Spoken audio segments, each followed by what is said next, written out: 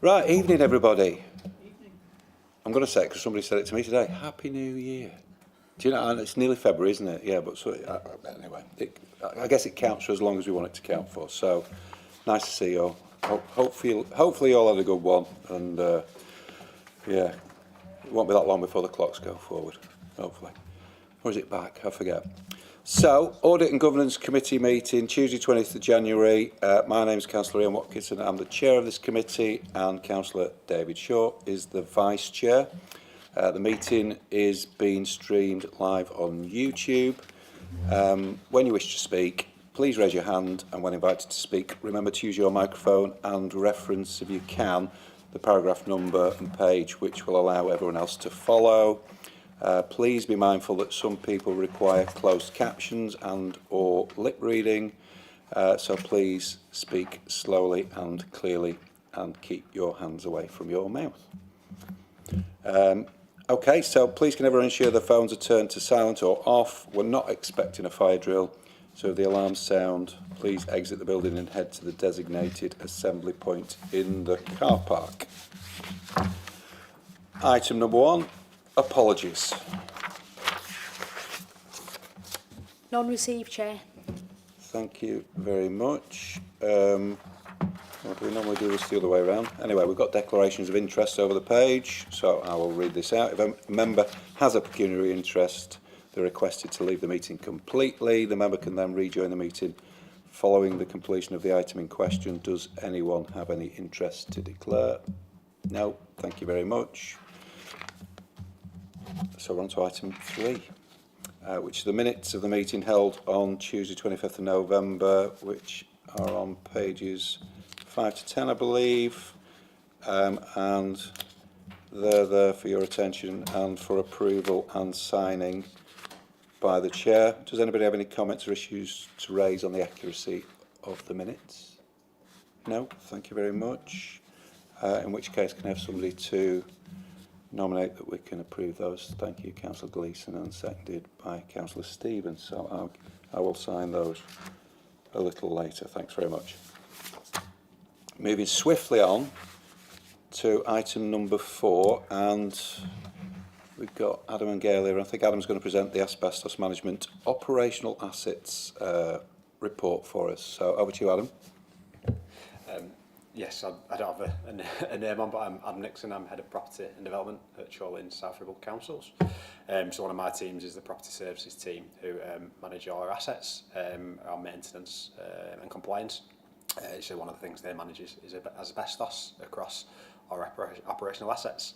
And I think a request came from committee a few months ago, just based on Chorley Council had an inspection by the HSE around asbestos management. They were looking at authorities all across the northwest, so it's one of those things that they do.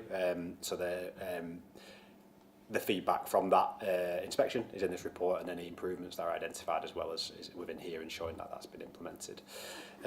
So the main basis of the report is around how we manage asbestos as a council, the legislative framework that we follow in order to do that, and how we manage it around our assets. We undertake management surveys, we undertake annual inspections, we also undertake refurbishment and demolition surveys, which are intrusive surveys when any larger capital works need to be undertaken or any intrusive works. And then we, once asbestos is identified, we'll take a view whether we manage that as in encapsulate it or we remove it as well. So it's all done on a risk analysis from our consultants and our team who review it.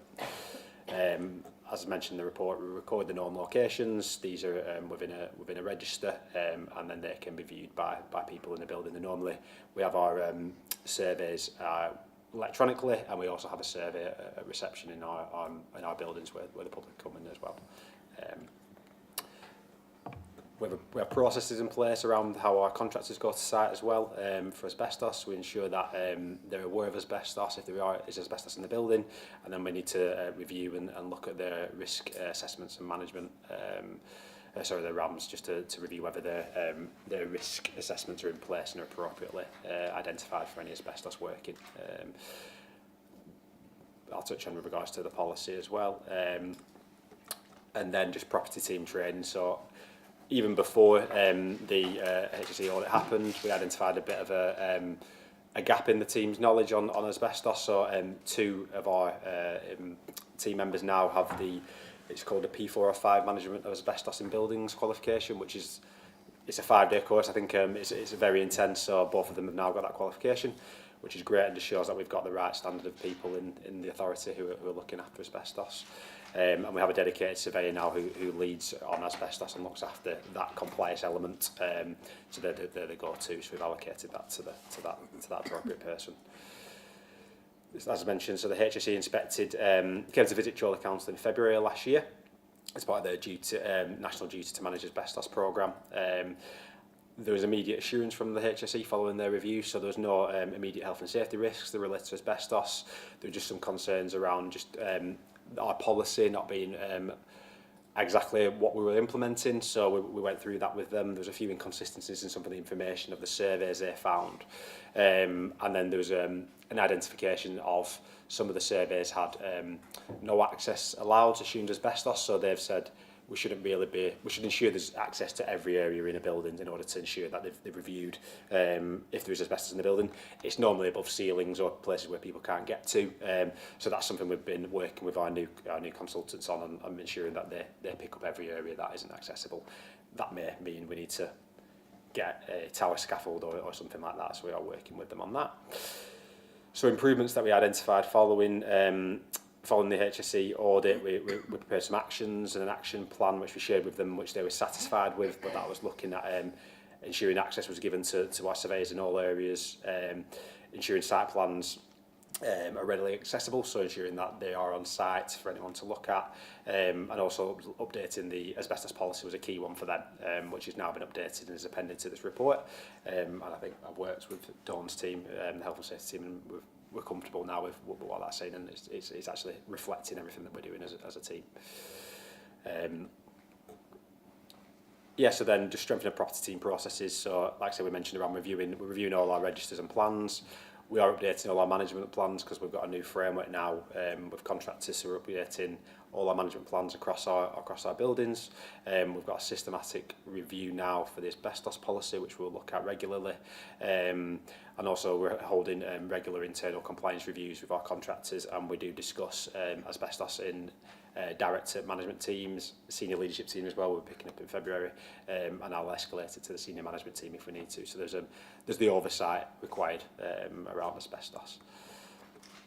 Like I say, how the council ensures the safe environment for our employees, like I say, and public as well. So we have identification and monitoring, as we mentioned. So if we identify the asbestos, we'll inspect that annually.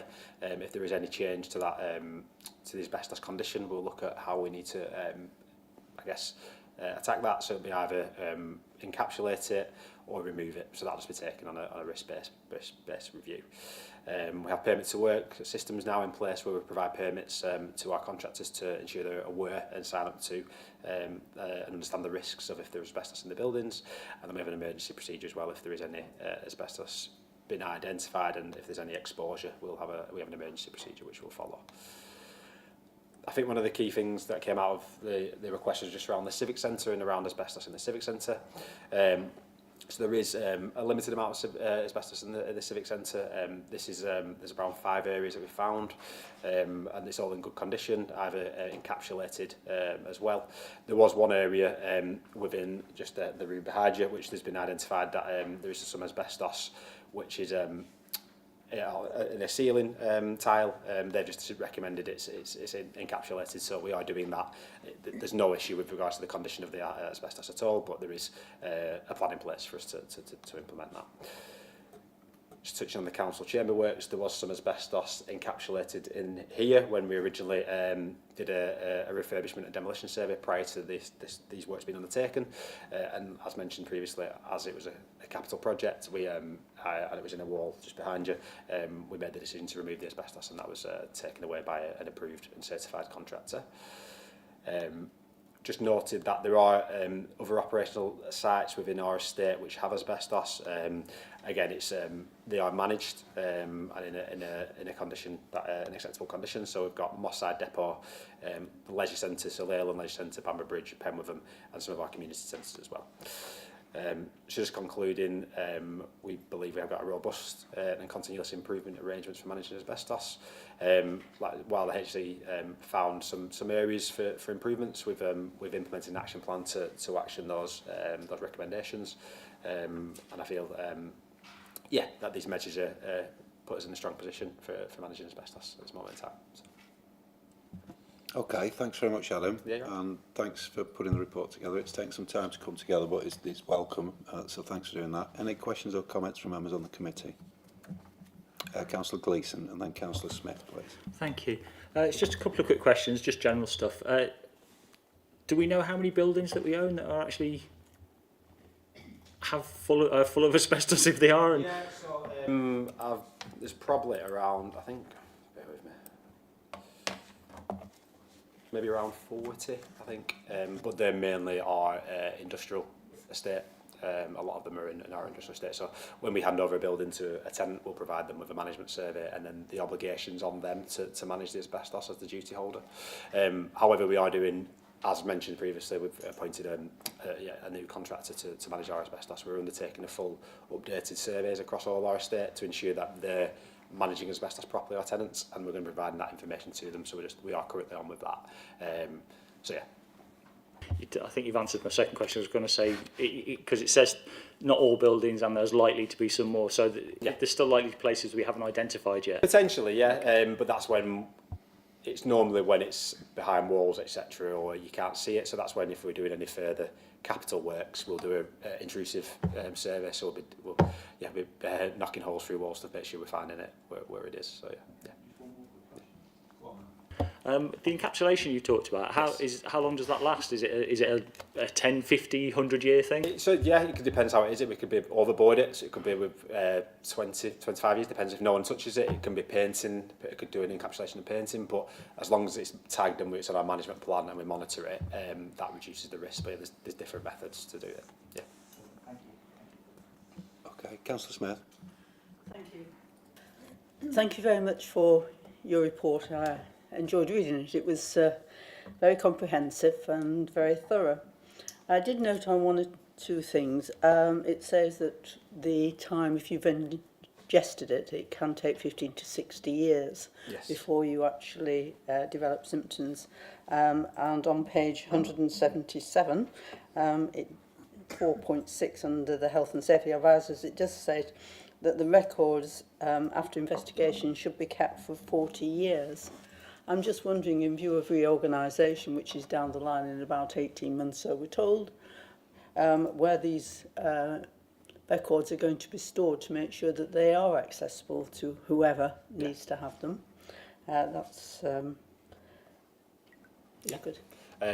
Yes, touch on that. So we currently have, I think it'll work, Microsoft Teams. So we do have an online, a digital document repository, so that's where we save all our surveys. So I think going through local reorganisation, I think we're going to have to ensure that is maintained and amalgamated with whatever other buildings we take on as that organisation. So it's something that I guess we work with IT, and we have I think you can allocate a time frame to keep hold of documents in Microsoft Teams, but it's something we will be keeping and we won't be disposing of, but it is something to be aware of, and we need to ensure we keep that. And the next question is actually, I think, for Neil. Under the comments of the Statutory Finance Officer, you say that there are no direct financial implications arising from this report. I agree, no direct ones, but there could be very well indirect ones. Yeah. As you say, you don't know whether there is asbestos in other buildings, and I don't want this to be another graveyard report where we haven't got a budget. Do you think that it should have at least some budget to it, to make sure that if we do find these things, we're not reliant on digging into contingencies? Yeah, do you want to speak up? I mean, a bit of a test of whether Adam knows all his budgets at this point, but we do have a generic budget that we have for asset improvements anyway, which we hold. Clearly, if there's a bigger capital scheme where you know asbestos is in place, you would build that into the cost of the individual scheme anyway. So it is a bit, it depends kind of how it comes to be. If it's a surprise to us, which it shouldn't be given the report, then that's a different scenario. We do already have a budget for kind of general asset maintenance. If it's part of a scheme, it would usually be incorporated in those budgets. So that's fair. Thank you. Repairs and maintenance budget and plan maintenance. So within that includes our annual inspections and surveys that we do for asbestos. So if any remedial work comes out of that budget would pick up any asbestos encapsulation or removal. But like I say, if it's a larger scheme, we'd allocate that in a capital budget. Thank you.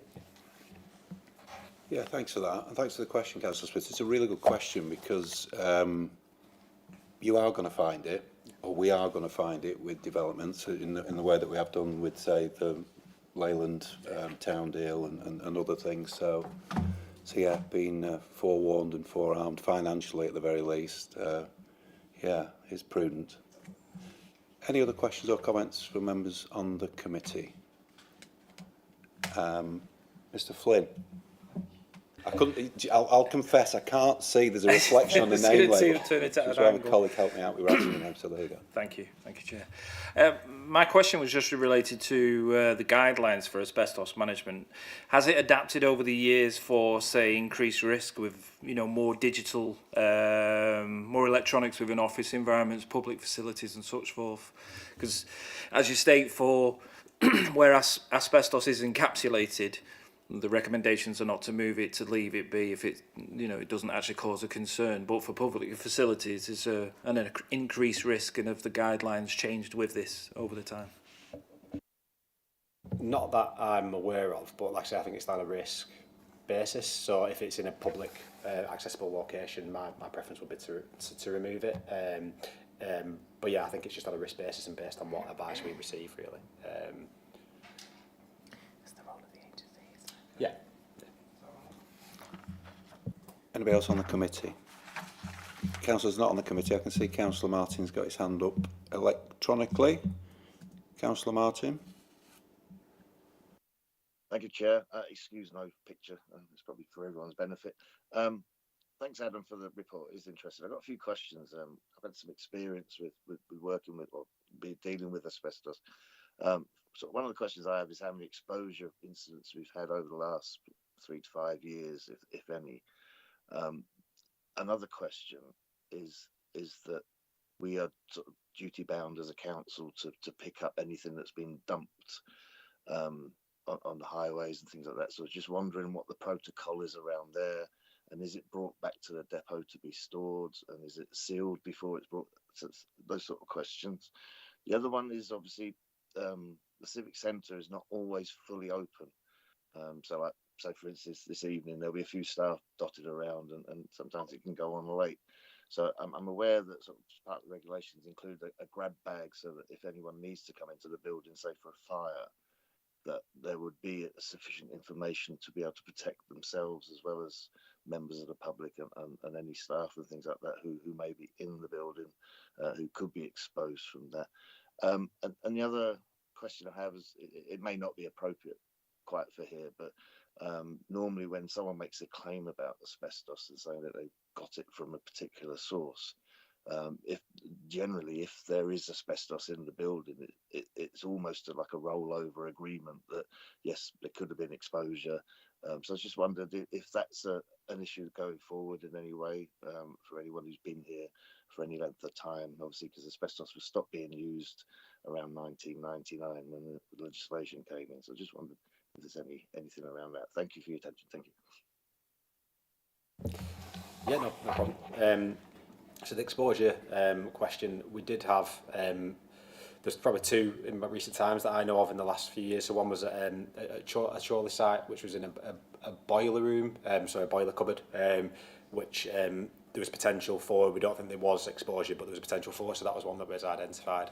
And then there was at Bamber Bridge Leisure Centre, there was some asbestos paper on the ceiling, which has been removed. So I think there was a leak which some of the asbestos paper fell onto, which was dampened and wet, fell onto the sports hall floor, which was found. But as soon as that was identified, it was removed. We actually had tower scaffolds up there. So the two of recent times of my knowledge. Regarding the people fly tipping asbestos, I think that is more managed around with the street scene team. So I wouldn't confess I have as much knowledge around what they do around that, and I know they would use licensed contractors to dispose of that.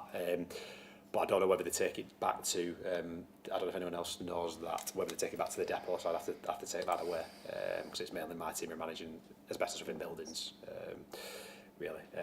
And then just on the civic centre, I think the exposure piece. So there probably is. I think we mentioned this to Councillor Watkins as well. There is the survey is at the reception, but as you say, it's probably not as easily as accessible as it can be. So yeah, it's probably just looking at how we can cover that. But there is a document there that people can find. The claims, yeah, I wouldn't say I've had any claims or are aware of any claims come up and coming at this moment in time. So I probably wouldn't be able to respond on that query. Okay, thank you.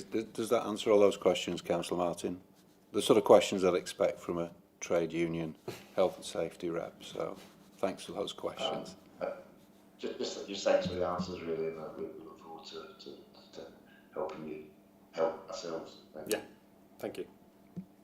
Okay, thanks very much. Any more questions from anybody not on the committee?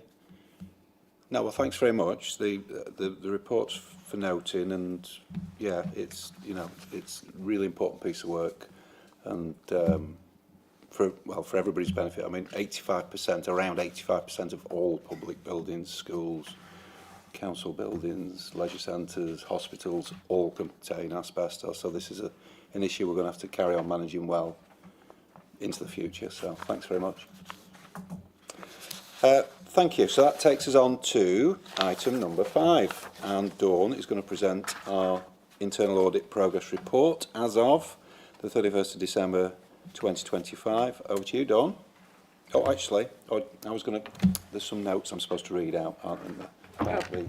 Yes, so important things. So any questions, queries or comments in relation, thank you, in relation to the confidential appendix internal audit review of security incident detection and response, please hold on to those until the end of the meeting when we need to ask the press and public to leave. Okay, so just for that part. Sorry, Dawn, back to you. That's good, okay. Thank you, Chair. As you said, this is our internal audit progress report as at the end of December, and it shows the progress that we've made against the audit plan since September, since we last reported. As usual, we've attached all our reports as appendices for your information, and all actions arising from the reports have been agreed and will be followed up to ensure implementation. Moving on down the report, paragraph 11 shows the assurance ratings that have been awarded since April 25, so for this financial year. And this shows quite an even split over the 4 ratings that we can award, which is largely in line with previous years. We are requesting one amendment to the plan, and this is detailed under paragraph 12 of the report. We're proposing that a review of repairs and maintenance is deferred to Q2 of 26-27, so that will be undertaken in between July and September this year. And that's to allow time for newly developed processes to be fully embedded. Essentially, if we looked at it now, we'd be recommending things they're already aware of, have implemented, but they're just not fully embedded. So we would prefer to make better use of our time and just defer that for a short period of time. Appendix G sets out the current status of all the agreed audit actions, and again this is largely a positive picture. The majority of actions are being implemented in a timely fashion, with only a relatively small number taking longer than the original agreed date. This is something we do monitor continuously. We know we have the 90% target. We are slightly below that at the minute, but that's something that we're speaking to directors about on a constant basis. Finally, we are due to start the planning process for the next 6 months audit plan. So if you have any concerns, any areas you'd like to be considered for inclusion, then please let me know, and the contact details are in the report. But I'm happy to take any questions. Thank you. Lovely, thanks, Dawn. So with that, questions, Councillor Gleeson. Thank you for that. It's just one quick question. It's the one thing that stands out on the table at the end is the management of volunteers, where it has agreed actions 13, not due for implementation 13, and then actions implemented is 0, and actions for revised dates is 0. Is that not happening then, or is that? No, they're not due. All the actions within that report are due to be implemented by the end of June. Thank you very much. Anybody else on the committee? Councillor Smith? Mr. Chairman, I'm wondering, are we going to take each report as we go through, one by one? It's easier. We can follow the pattern that way. Yeah. Thank you.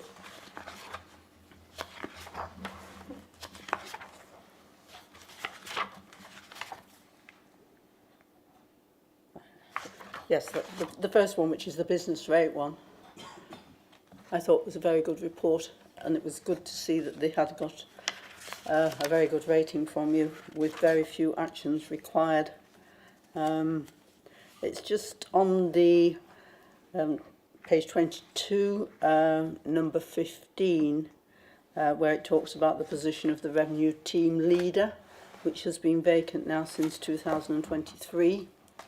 In view of the fact that it has had a substantial rating, which I'm assuming is pretty good on your scale, do you really feel that it, as the recommendations say, that it is necessary to recruit to the team leader, or are they managing quite well without one?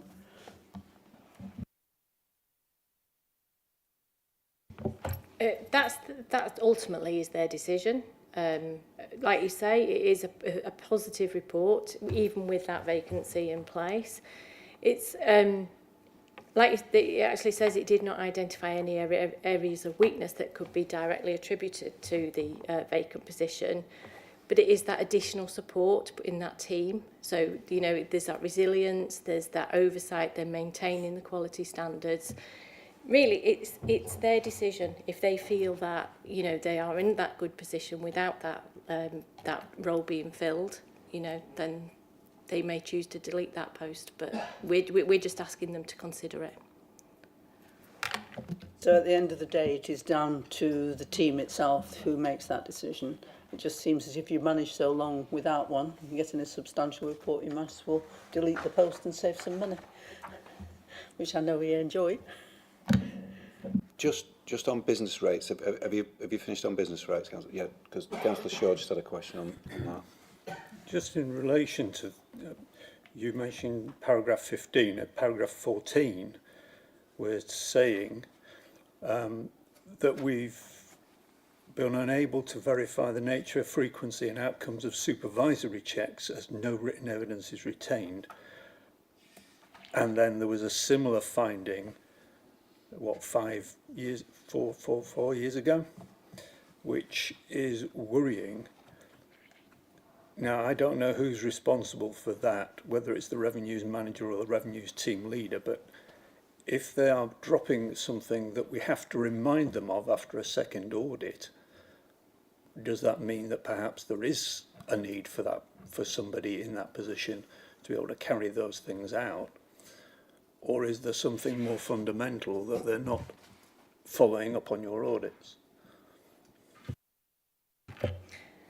No, I don't think that's the case, that they're not following up on the audits, because there's been a huge amount of change in that service since the previous audit. So I don't think, excuse me, that's the case, because I know the head of service takes the audit actions really seriously, so I wouldn't suggest that at all. Although we are saying that supervisory check, I think the key thing with paragraph 14 is they couldn't evidence it. Now, that's not to say it's not happening, and we did not find any errors or omissions as a result of it, but we can't verify that they're actually doing it. So, and that's the important bit about retaining the evidence. Well, indeed. From an audit point of view, if you haven't got evidence of it, it's not there. Okay, thank you. So, further questions? Councillor Smith? Yes. I think we've Going on finished, to the next unless one. anybody else has got anything on that business rates part. No. Okay, we'll move on to the next bit then. Which is the management of volunteers. This wasn't such a good read, I have to say. There seems to be a lot of things that require attention, and getting a minimal status is not so good. Because as I remember it in 2021, when it was actually, we went through and launched the volunteering service, it was done with great fanfare, and everything was going to be absolutely wonderful, which it doesn't appear to be the case. There seems to be quite a lot of things that need to be attention, and I'm just wondering, the first action is an officer working group will be established. Who is going to be on the working group? Are we going to have some volunteers on it, or is it just going to be officers? It doesn't actually state who is going to be actually on there. And I think the other thing that really gave me cause for concern is the fact that we're not doing, ensuring that the DBS requirements are appropriately assessed and documents for relevant volunteer roles are not in place properly. And also, it seems to be on page 38, number 5, which is the induction and onboarding. It says what needs to be done, but it's going to take till June to do it, which is 5 months away. I'm just wondering what happens in the interim regarding volunteers. If something happens, are we still insured because they haven't been inducted properly? It's a cause for concern at the moment, I think, is that. So there's 3 little sections there. Thank you. So if I just take them in the order, so in relation to the working group, that will be an officer group at this stage. I think we need to put some context to this report, because yes, I agree, the arrangements are not robust as it stands, but South Ribble do not have a significant number of volunteers at the moment, and it's different groups have different arrangements as well. So we have got the constituted groups who have their own arrangements in place, and we've also got the unconstituted groups and direct volunteers. So it's drawing out all that information to make sure that we're managing each group in a proportionate way. That's the first reason why we're asking for the working group to be put together, so that we can establish what the arrangements are for each different type of group. As well, what we found when we were doing this review was there was actually a gap in our arrangements, in that there was nobody with oversight of the whole arrangements. It had sort of like fell down over the years. So what we've actually got now is the Director of Change and Delivery is taking full ownership of this. So what we've done is, although all the dates are June, that's when she will have everything done by, and we'll have the robust process in place. That's not to say things aren't happening as at the minute, because I know they are. We have actually been invited to the working group, so we're part of that process as well, to explain what we found and to build in those controls as we move forward. So I think that answers the 2 other sections about the DBS and the induction, because although, like I say, we know that's the end date, there are things happening at the minute, and if we found gaps, then we're backfilling as we find them. Okay, thank you. On this particular section, is it Damien? Yeah. Go ahead. Yeah, thank you. Thank you for the report. It was a very good report, and you identified a few issues. With regards to the Friends groups, I'm a member of the Friends group at Walton Park, and occasionally we've had residents turn up on the day and join in. Have we identified that issue where residents can't just join in? Are you suggesting that they go through some kind of induction, health and safety report, health and safety training or anything before they actually can join in to help do the maintenance around the pond and that kind of thing? So again, that goes back to what I said previously about it very much depends on what type of group it is. So if it's a Friends constituted group, that you'll have your own arrangements, or if it's an unconstituted group, then you are reliant upon the council arrangement, sorry. So it very much depends on what type of group it is. Thank you. Councillor Smith? When you're talking about these two groups, I know there are Friends of the Woden Park, the one that Damien's part of is Friends of Walton Park. So those are presumably the constituted groups you're talking about, or not? Not necessarily. So which are the constituted Not and which are necessarily. the not? We've got friends of groups which are constituted and friends of groups which are not constituted. So even though they all have the same name, so to speak, different areas, they've got different arrangements. So this is why we need to fully understand where we're at and make sure like the approach that the council takes is proportionate to the risk that the council faces.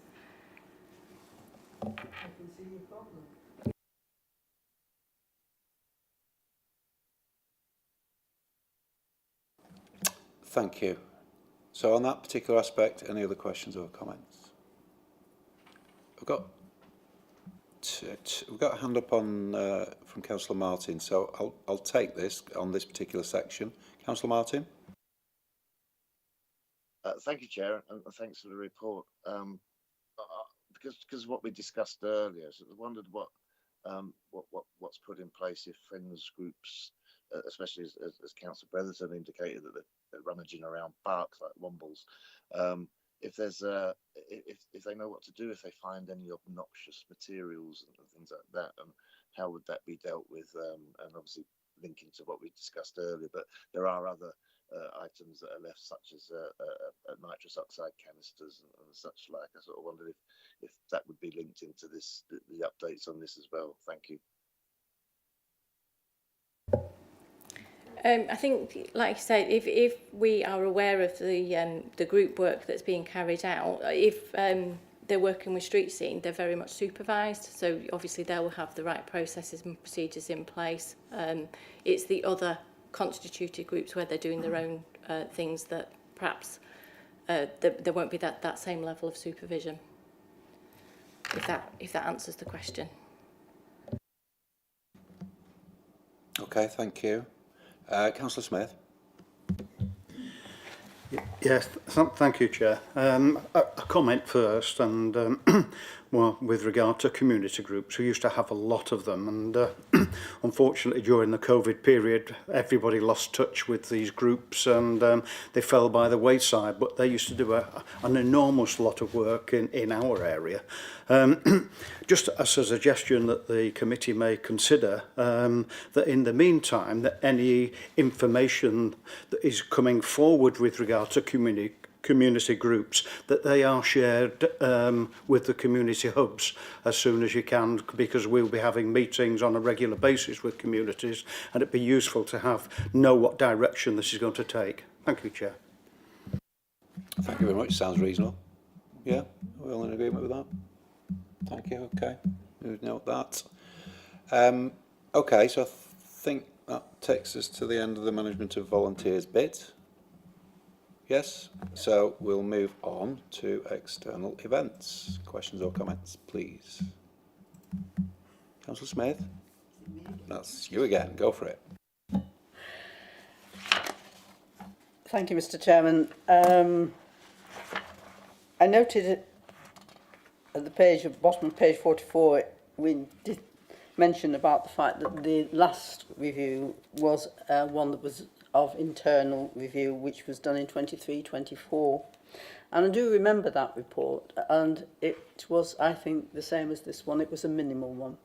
And there was a lot of gaps that needed sorting out, a lot of areas where there was a lack of control as regards paperwork, a lot of lack of consistency in the way things were operated in that. And I find the same in this, which I think is very disappointing, that on this external review, we seem to be in the same position. We've got a minimal status, and we've got lack of control over a lot of areas. And I'm looking at areas about where we have got approved control weakness and no documents, audit trail, and provisional or final approval of event proposals.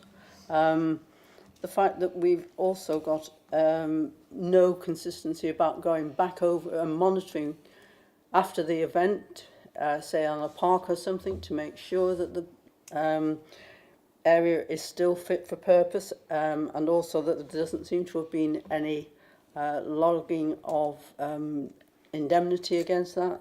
Insurance seems to not be in place in some areas.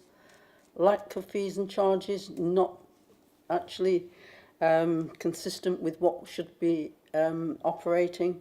There's so many areas here that there seems to be a complete failure of the system to actually control this. And it worries me that we've got it on two levels. We've got it on the internal one, which hopefully has now been sorted out, but it's only 12 months. And we've now got it on this one.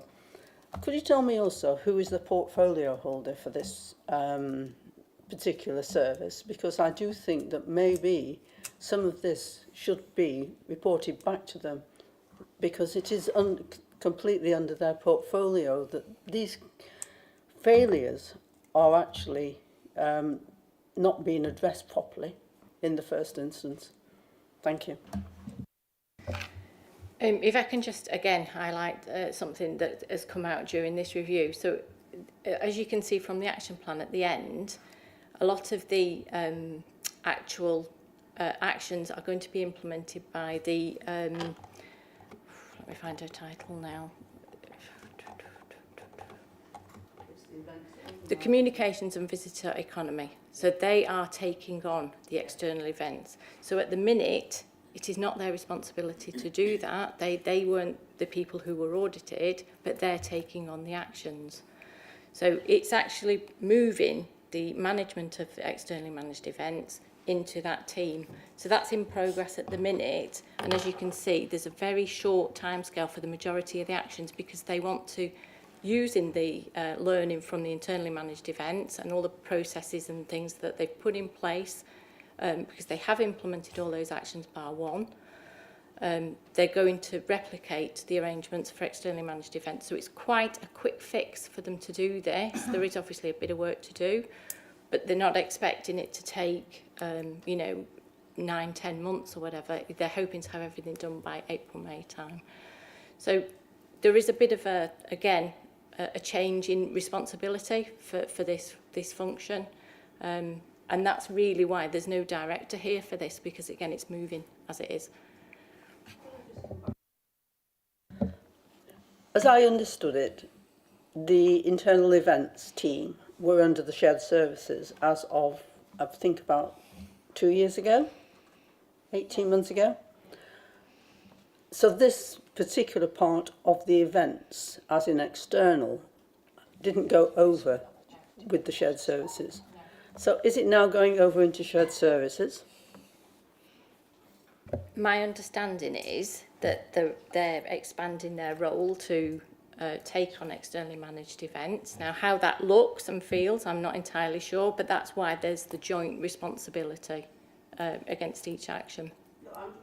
The only reason I'm asking is that we had a shared services meeting last week, and there was no mention that there was anything else going on as regards something moving over from a single unit into a shared service, which I would have thought should have been reported to the Shared Services Committee if we're putting something else into shared services, which is not yours point, I know, but I'm just making the point that I think it seems strange that it wasn't actually reported to them, because at the moment, the way we are with local government reorganisation, shared services more of a monitoring committee.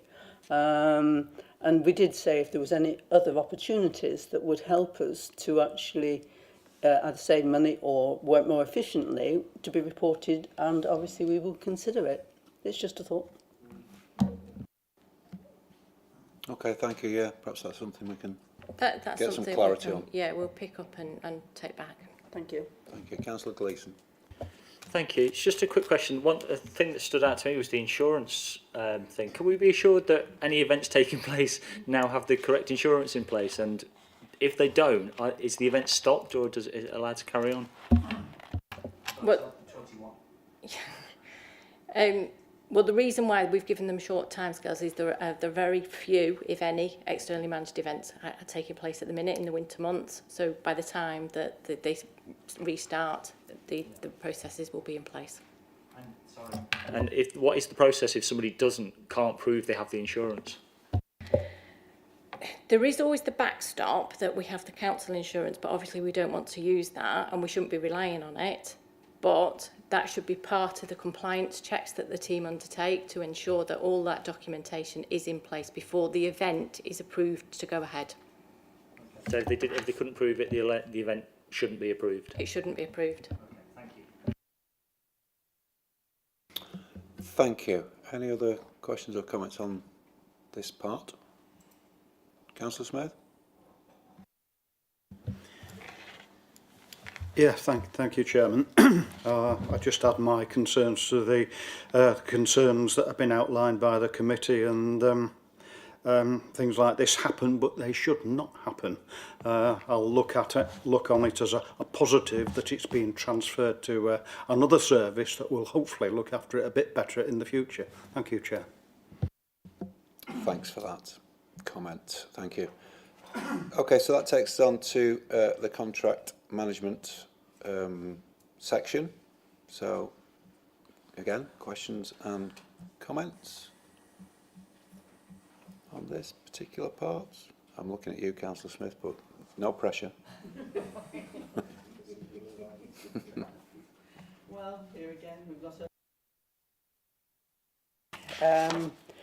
with things not being just followed as they should be, and maybe, as Dawn often tells us when they go in, there's not always the answer put on this paper, but when you read things like on page 68, only 7 current contracts were appropriately signed by an authorising officer. 5 contracts were not available for review as they could not be located or were not in place.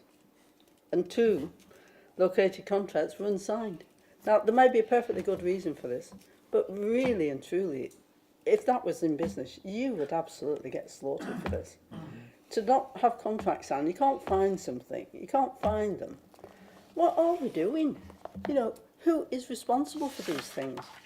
And all right, there is, I know, we've got the chief executive's name on the top of this one, so one assumes that heads will roll if it doesn't work sufficiently quickly. And some of the dates are February this year and April, but some are September, and you know, I know it's some while ago since Mr. Moister left as the monitoring officer, and about 3 months before he left, we had a similar minimal thing, and I said, "Is this the last one?" And he said, "Most certainly, I hope so." And since then, they have come thick and fast. I'm really getting quite disappointed and quite annoyed that we just don't seem to be. The management don't see, they're the first line of defence. And where are they? I'm sorry, I'm lost for words tonight. Thank you. Well, you're doing all right, considering you're lost for, you're doing all right. Do you want to respond to that before a couple of other questions there? Only to say that you're right in that it is being taken very seriously, and the chief exec is taking responsibility for a lot of the action, so that's how seriously it's being taken. Very good, quite right. Councillor Brotherton. Yeah, thank you for the report. It was quite shocking to read in parts, but I'm just wondering, do we not have individuals in the organisation where they're actually responsible for a contract being signed? And then is there a follow-through after that? So if we sign a contract, we actually monitor it and follow it through and making sure it's been done? And do you have somebody overseeing the contract? Or do we just like sign a contract and then forget about it and just hope it sorts itself out? Thank you. So contracts basically are with the actual contract department, so whichever department's actually contracting should be monitoring. They should be obviously ensuring that those key performance indicators are managed, and they should be ensuring that obviously any sort of renewals should be happening early on, so that obviously they have the relevant sort of procedures and processes in place. So they do sit with the stakeholder. However, what we are doing now is that we've got a basically the new finance system will have an add-on which will be around the contract management aspect. So that will be embodied into the actual system, so that there'll be alerts provided to those stakeholders to say, you need to be obviously ensuring that the key performance indicators are managed. You need to ensure that obviously when a contract is due to end, there'll be alerts provided to them 3 months, 6 months beforehand to say you need to obviously ensure that those elements are in position. So what I'm saying is yes, we know that there's an issue, but we are obviously putting something in place to ensure that obviously moving forward, we have the relevant aspects in place to for stakeholders to monitor. So just come back to that, thank you. So my concern is that we're issuing contracts and then there might be monies involved, payments and all that kind of thing. But do we actually monitor the payments coming in? Is it an individual? Is it sort of a team and it sort of gets lost? Or does a contract get allocated to an individual that actually oversees and makes sure we get the payments on time and make sure it doesn't go beyond contract dates and all that kind of thing? Or is it just, I just can't understand, because you just automatically assume that someone would look at it, monitor it, take ownership of it, and follow it through, or does it just get lost in a team, put in a file, and we don't monitor these things? So, like I said, it does sit with the stakeholder, and when it comes to obviously ensuring that money's being spent or budgeted, so it's obviously responsibility on stakeholders. But at the same time, procurement do run sort of checks in terms of ensuring that what has been agreed in terms of figures is actually what's being paid out, and we're not obviously going above that. So those checks will be put in place as well. Did you want to come in on this point? Yeah, thank you. I'm equally struggling with this concept. The head of service is responsible. Legal presumably will be involved in a contract, certainly if it's of any significant size. We're not talking about a huge sample here. And you say, right, we're going to do contract management, we're going to do an internal audit on contract management, and half of it's not there. I think I'd be kind of running around like headless chickens before you ever got near it, just knowing that it could be audited. And my view is a contract will have monies associated with it. There must be something that they're associating with it. A lot of people have got involved in it, and although the head of service is responsible, a lot of people have had it through their hands. Somebody must know where that money's coming to or from, who is running this contract, and where it goes to. And I would hope that they would be jumping up and down and saying, I've got a contract that I'm doing something with. If you're going to audit contracts, maybe you need to look at this. Or, okay, I know I've got a contract, I can't find the paperwork. Did they actually come to you right at the work when you said you're going to do an audit? Did you have an avalanche of people coming to you saying, I've got to own up to the fact that we ain't got anything? I don't think I'd describe it as an avalanche of people coming to us saying they haven't got anything, no. We just conducted the audit in the normal way, in that we selected the sample, so people potentially weren't aware that their contract was being selected. However, that is the purpose of auditing, isn't it? But they're fully aware that people are fully aware that contract management was on the audit plan. So really, I can't answer why they don't. Yeah. Councillor Layson. Thank you. Just on page 68, item 4, about there is insufficient evidence to conclude whether contract managers routinely liaise with legal and procurement. the action says the significance of engagement with procurement will be emphasised, but it doesn't mention anything about emphasising that they should talk to legal. Can we just edit that, or is it they're not required to talk to legal? So within the actual report itself, there is an action within, let me just get to the right bit, I think it's point 6, where it's been identified that obviously there's a requirement for training. So one of the things that we're actually looking to do is, and this is happening on Thursday, we've actually got contract management training across the board for all the officers that deal with contracts, so that we've got a baseline understanding. So that's happening, and also we will be getting some external providers involved as well, whereby we will ensure that those individuals that do deal with contracts have got a sort of process map in place, and that'll be happening next month. So we do have plans in place. There is a gap there, we understand, around training, and we're looking to put something in place to ensure that, you know, the training is there for all involved, so that they do consult procurement and legal at the right time. Thank you very much. Anybody else on the committee? Councillor Shaw again? The point that we were just considering, there are a lot of dates in here. Why are some of them pushed out as far as September to actually address?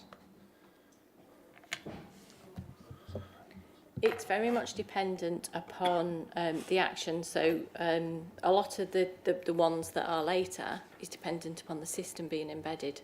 So the system's coming into place in from April, and then obviously we need to make sure the system's populated correctly and is doing everything it should be doing before we can actually say that action's implemented in full. So it's just to give it that time for the processes to be put in place properly. Okay, thank you. Anything else on this aspect? Flynn? Good. It was to do with the audits as a whole, and it was a question that came up in discussion earlier that when it comes to the dates, is there a way that things are logged internally with regards to an item that's raised and then it's pushed back and continually pushed back? Because when it comes to committee, we just see the date that it's expected for review. But it could have been going on for 2-3 years or some and such forth. Is it logged internally or externally? And yeah, so all agreed audit actions are logged on our risk management system and monitored very regularly. I send reports out at least once a quarter. We attend DMTs to discuss audit actions. It's discussed at senior leadership team meeting as well. So if they're on that Appendix G, you can see that there are maybe only 1 or 2 actions which, you know, have got revised dates, so they've taken a little bit longer. They're the ones that, you know, I am aware of the reasons why they're being delayed. And if I had any concerns, we do have a process in place where I can escalate it to directors, I can escalate it to the senior management team. And if the worst came to the worst, I can come here and say, I'm particularly concerned that this action hasn't been implemented. It's leaving the council exposed to a significant risk. As yet, we've never got to that point. Councillor Smith, did you want to come in next? And then Councillor Gleeson. Do I take it from the front cover of this that this particular audit was done of South Ribble and Chorley, and therefore it's a shared service? Yes, that's right. As I mentioned earlier, we had a shared services committee last week, and we had a report from shared services to say how wonderful shared services was. And there was no mention whatsoever of any problems within the shared services situation. Yeah. When you say it's a shared service, it's a shared report from our perspective. The contracts we looked at, some might be Chorley, some might be South Ribble, but we did it as a shared report. So it's not, the actual contracts themselves could sit with either a shared services service or a South Ribble specific service. So it was a range of contracts that were reviewed. Right. So the responsibility for managing those contracts sits with the individual services. So it is a mix of shared services and existing shared services and South Ribble alone and Chorley alone. It was a range. Yeah, I think the point I'm trying to get at is the failure at the moment, the first line of defence is management. And is management of this particular, of contracts, a shared service? Well, it could be any service within the council, depending on what our sample was. So, like I say, it could be contracts that are managed by a shared service department. So it could be, like you say, the visitor and communications and that service. It could be property, or it could be the communities team, which is South Ribble specific. So it was a range of across the board. So it depending on which service, which contract we looked at, depends if it's shared or South Ribble specific. Yeah. I know what I'm trying to get at, and I think we're at cross purposes, but Right, I'll leave it. Okay, thank you. Councillor Gleeson. Thank you. Item 4. Yeah, item 4, sorry, on page 68. Said contract, no, wrong one. Item 7. Currently, there is no process to easily identify contract-specific expenditure, either by the budget holder or by finance. Does that mean there's some expenditure floating around and we don't know the reason for it? Is there a lump of money that's been spent and we don't know why? Is that what that's saying, or am I misreading it? Item 7, sorry. Is it on the action plan, sorry? Yeah, it is. Page 69, item 7. 69.7. Do you want to answer? Yeah. I think possibly this is worth me coming in, because obviously there is an extra control process, which is the budget monitoring process, which is kind of what this is alluding to. I think the point there is, specifically in the budget monitoring process, we don't individually monitor contract by contract, because often on a budget line it could be several contracts. Where it's a capital scheme, for example, and you've got a £20 million contract, maybe we would absolutely understand the kind of expenditure around that. But where you've got IT, you might have 20 contracts on one budget line. The budget as a whole is monitored, but we don't monitor every single individual contract within that, and that's what that's trying to get at. So when the Tech One, the new system comes in place, that will allow for better contract monitoring in terms of the finances. Okay, well, that's good news. Any other comments or questions? Oh, sorry, ignore my tone. Anything else on this particular part? Just check it online. No? Okay, so that takes us on to fees and charges. Any questions, comments from the committee? Go on then, Councillor Smith, for completeness. On page 75, the most services tested do not maintain procedural notes, documented methodology for fee calculation, increasing the risk of error and non-compliance. I'm interested in this methodology because, as I understand it, in the budget coming up, the methodology has put, or non-methodology, has put the collection of the brown bins up by 25%. Where the fees and charges in the normal way of things would go up by, one assumes, somewhere around inflation. There doesn't seem to be any methodology in how things are calculated on these fees and charges. And here again we've got a limited assurance, and you've obviously done it across Chorley and South Ribble. Both the calculations of what has gone on, but nevertheless the time scale for doing this is June, and my thoughts were, well, we'll have missed the budget by the time we get sorted out as recalculating how we should do things, but presumably it's for next year's budget we're going to have a methodology to do these things, isn't it? I think the point in the audit report, and Dawn can correct me if I'm wrong, was about the documenting of that methodology. It doesn't mean that there aren't individual costings done for each fees and charges. Particularly, you pick garden waste, but we have done individual costing of that. We do costing of that, and particularly for the major fees and charges, we have the individual ones. I think the point was about the actual evidence of the full documentation, but we have management accountants, we have various accountants who work on costing and charging things up. It's just the documenting of that for audit. The action that is for June is to come up with a consistent process for documenting that. So we absolutely do calculations, probably in slightly different ways for all of our fees and charges. So it's about bringing an approach together which says, we'll do this collectively in this way. I think there's a further comment about like service knowledge. There's an extent of service knowledge, but they're supported by accountants. There is a team, my finance team, to support them in kind of calculating cost day to day. Thank you. Councillor Brotherton. Yeah, thank you. It's on page 81, the post-approval. The way I read it, it appears that a team or individuals are making the decision, yes, we're going to increase the charges, but then they don't tell people. So I find that quite strange. Again, it's what I was saying earlier, it's taking ownership and following things through, so that if through the accountants we decide, yeah, we're going to put that service up by 5%, then surely somebody should take ownership of that and actually tell people that we're doing it.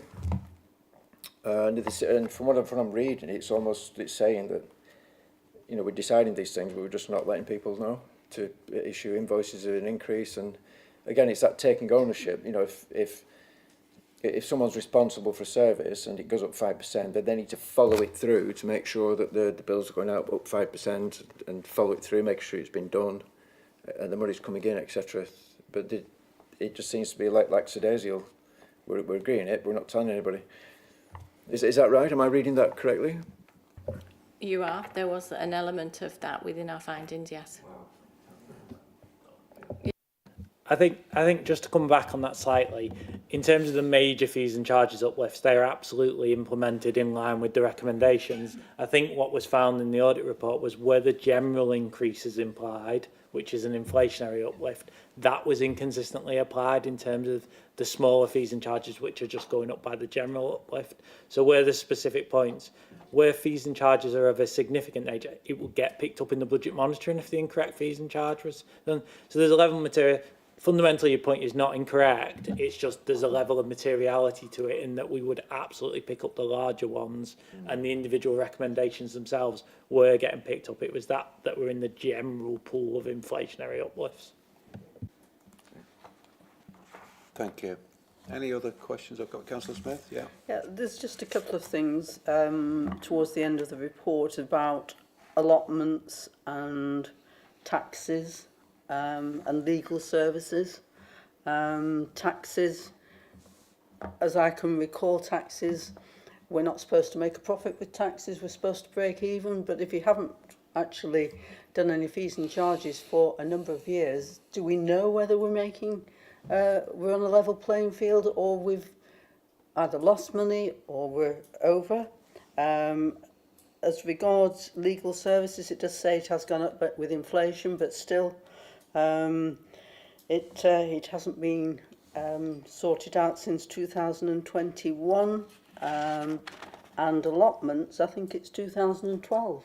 So there just seem to be some areas that do get missed on a regular basis. And is there some reason for that? I think in respect to taxi licensing, there's a costing model from a fee charge. It's not been reviewed, so the chances are it is below the cost now, because clearly inflation salary uplifts have been since then, and we just haven't reviewed it since then. So it's below cost, if anything, because we haven't applied those inflationary uplifts. In respect of the others around allotments, and in terms of scale, they are incredibly small. Legal fees and charges income is an incredibly small amount of money. Doesn't mean we shouldn't review it on a regular basis. It still means we should do that. But in terms of scale, we are talking hundreds of pounds, maybe. It's absolutely not a major amount of scale. Doesn't take away from the point, but materiality-wise, they aren't significant. I agree with you that they are small, but it doesn't. It still means that, as far as I'm concerned, if you're reviewing fees and charges, you review the fees and charges. right across the board. You don't just pick on the ones that you know are the biggest ones that are going to get you money. You should do it across the board as the norm. Thank you. Anybody else on the committee on this particular part, or not on the committee? No? Well, I think we've got there. Oh, go on then. It's the summary of agreed actions. The councillor next to me jumped in first. He got there at he got the end before the beginning. So I got to the end. It's under the topic of closed graveyards. We've got 14 actions, and it is now quite a considerable length of time since we went through the 2 reviews for the closed graveyards, and we've still got 4 in number of actions with revised dates. Is there any real progress being made on those, or have they gone back quite a significant way, or are we making good progress? Because I do hope we are. No, we are making good progress. If you look, of the 14, 9 have been implemented in time by the agreed date. So that's really positive. The 4, I'd have to double check that, but from memory, there's nothing. I'm not sat here thinking, oh my goodness, what was that? It's not striking me that it's something, but I can certainly take it away and come back to you with what those actions were. Councillor Smith. Thank you, Chair. Something a bit more light-hearted for the committee, and this policy on the allotments. I couldn't let it go without saying I was in 2012 responsible for bringing that forward. Thank you, Chair. So you're saying you're partly responsible, Councillor Smith? No, that's a joke. Thanks for that comment. Okay, so I think that does bring us to the end of this item. So obviously we've noted the report and discussed and debated it, but we do need to make a formal decision, and we can make this now despite discussing this later. So we're asked to agree the deferral, formally asked to agree the deferral of the repairs and maintenance review for the reasons provided, and we'll need a proposer and seconder for that part, please. Councillor Smith. Councillor Gleeson. All those in favour? Against? No, it's unanimous. Thank you. So that takes us on to Neil. You've got a slot here on the annual government's statement action plan. An update for us, please. Thank you. Yep, so this report is just an update on the actions from that annual governance statement. The point 10 is the key point within the report, which goes through the individual actions and the progress. All but 2 are complete. I'll drop to the last one first because we've just discussed it in detail anyway there around the contract management. That is about the new system and implementing that. In terms of the first one, we are planning to commission a compliance review in respect of it. I think certainly services are battling with the scale and the boundaries of how far we should go in relation to this piece of work. So what we're hoping is that we can get clarity on what is needed to meet that requirement. It is about data retention. We talked a little bit earlier about some of our new systems that we've got in place. I think it's legacy things that we need to better understand as to how we take an approach to that. I think that's the main points. Thanks for that, Neil. Anything for Neil on this? No, it's just for noting. So thanks very much for that, Neil. We'll move on to item 7 and Audit and Governance Committee effectiveness review. And Dawn, you're presenting this. Thank you, Chair. Yeah, this is a good news story. This is the annual self-assessment of the effectiveness of the committee, and as I said, it is a good news story. Appendix A sets out how the committee is meeting best practice guidance from CITFA. I'm going to apologise, there's one small typo on page 101 against the inclusion of independent members. That should be a yes tick and not a partly. So the only area that we're going to take forward is about the training and development programme, which is currently being compiled following your feedback session last year. So it's all positive. Excellent, thank you. Anybody want to comment on this good news story? It is a Councillor good news Smith? story, Thank you. and I think we've all done very well to comply with it. We can give ourselves a pat on the back, can't we? Thanks for that, and yeah, and thank you. I think we're just noting this, aren't we? But yeah, thanks very much. It's welcome. Which takes us on to item 8 and the update on leisure governance. Neil, can you present this report for us, please? So this is just an update report from committee in respect of our leisure company. We have undertaken a review, and Dawn has undertaken a review in terms of the governance of the leisure company and how it operates. The report kind of just details how the leisure company was set up, why it was set up, the arrangements around the leisure company, and where the key roles were. So that's the history of where we're at. During Dawn's review, it did identify a number of things which I'd categorise as a kind of what we need to do is increase our transparency and that clarity of the role of the company and where items sit. I think Councillor Smith has said previously in this committee and requested this kind of update in respect to governance. And I think that what hopefully you will see over the coming months is that we bring forward reports which kind of detail more transparently how the company is operating, what the roles and responsibilities are, and how the decisions operate. And the key points under point 8.16, should I say, are the key points that we're doing. Some of those are already in place, some of those we've already started. We've got a forward plan ahead as to which reports should come to which meetings. Yeah, thank you. That's helpful. Questions, comments for Neil? No? Yes. Yes? Oh, yourself, Councillor? Oh, Yes. you were looking that way, sorry. No. Yeah. Fire away. First and foremost, I was excited when I saw this on the agenda. I thought, at last, we finally got there. We're going to get a report. And then I got to it, and I looked at the author and I thought, the Director of Finance is doing the report, and he's also the Director of the Leisure Company, which I was a little bit thinking, it's a bit like the marking your own homework, but I'll live with that. I think there's two things. The keynote roles in the governance were to be followed, and it's D, Audit and Governance Committee, to receive an annual update on the activities, including financial. And this report tells me that we set up the leisure companies in 2021. We're now in 2026. And this is the first report we have had to this governance committee, which I think is, well, you can imagine what I think about that. I'm glad to hear that we're going to get a much more comprehensive report, because what to me is missing in this report is the financials. There are none whatsoever, nowhere. And number 15, you tell me that the company utilises finance, HR, internal audit, IT, legal and democratic services from the council staff. I have no idea whether we are reimbursed for those things that you do. We may very well be. We were for insurance after I asked twice to be told we were. And I can see Taz is nodding over there. But nowhere do I know.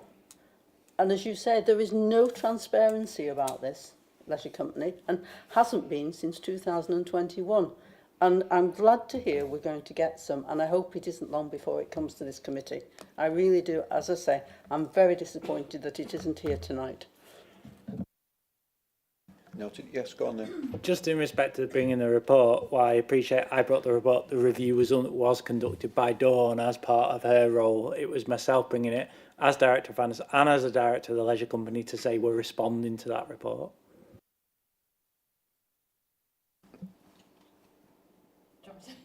Yeah, go for it if you want to comment. Yes, Neil's quite right. I did the review. It was late last year. It was considered quite a lengthy time, wasn't it, by the senior management team about how we could improve, like you said, the transparency of the leisure companies and make sure that we have robust governance arrangements in place. That has not fallen off the wayside. We've actually met today to make sure that we're on track with all these things. In terms of reporting to Governance Committee, we're anticipating the first report will come into the May meeting. May meeting.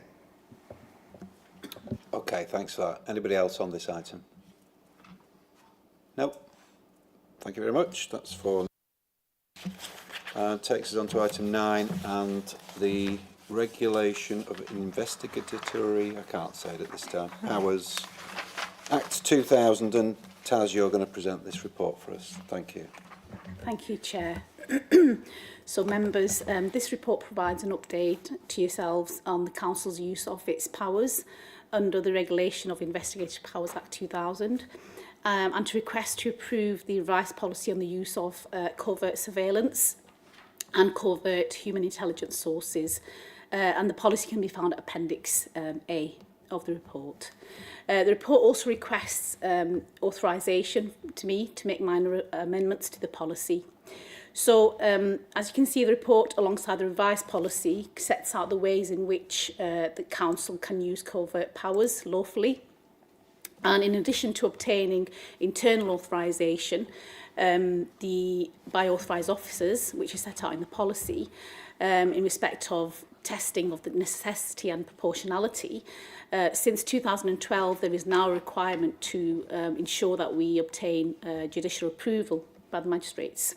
So in that regard, judicial approval will only be authorised if certain further criteria is met, such as that a criminal offence is under investigation, and that there carries a term of imprisonment of at least 6 months, or that the offence in question relates to the sale of alcohol or tobacco to minors. So the Council has not made any use of RIPA since 2008, and I suppose that was in response to the fact that legislation changed. So obviously we looked at other ways in which we could gather evidence overtly. Nevertheless, there is a requirement to ensure that we have a policy in place which is up to date, and hence the reason why I'm here to request that the updated policy which you have before yourselves is approved and adopted. As outlined in the report and the supplementary document, the Council was subject to an inspection by the statutory body, the IPCO, which considered the revised draft policy. They have made some recommendations, and you can see that within your supplementary document, and that came in today, and hence the reason why it was obviously circulated late. The recommendations made were quite minor, and I would request that your agreement is given to approve those amendments. Just wanted to touch upon a couple of the other recommendations that were actually made as well, in that the policy should be reviewed by yourselves on an annual basis, which I know hasn't been happening, but it's an action which we will be taking moving forward. One of the other recommendations that has come out was around training, and I can confirm that the authorising officers did have training on the RIPA policy and the way that obviously authorisations should be happening last week. Investigative officers have also been provided with training, and that's by way of e-learning, and that training should be finalised by the 30th of January. So I just wanted to give you reassurance on that in terms of training and awareness as well. So in terms of the actual policy itself, it's just for yourselves to approve and adopt, taking into account those supplementary recommendations made by the IPCO. It's to note in terms of the fact that we haven't used RIPA, and it's to give me authority to make those amendments as well. Thank you. Happy to take any questions. Okay, thanks Taz. Thanks for bringing that forward. Questions? We'll start with Councillor Gleeson and then Mr Flynn.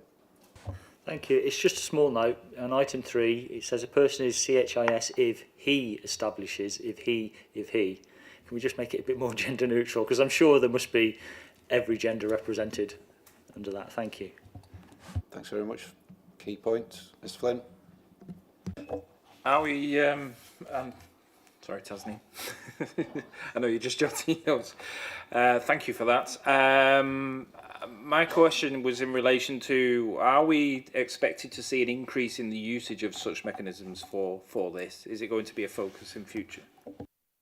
no, the intention is not to actually use RIPA, and I think I outlined in my presentation that obviously since 2012 the investigation aspects have been very much overt. Thank you. Councillor Smith? Thank you, Mr. Chairman. I thought it was an excellent report. Thank you.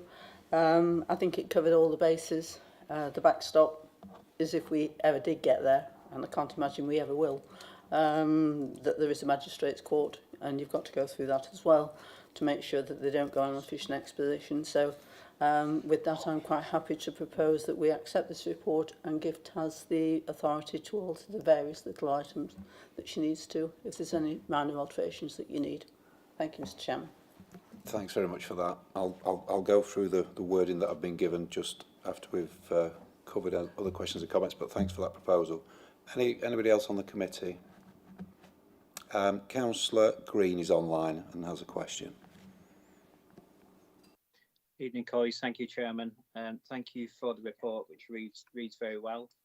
So I was actually the portfolio holder with responsibility for the use of powers under RIPA some years ago, before the legislation changed. So it is quite some time ago.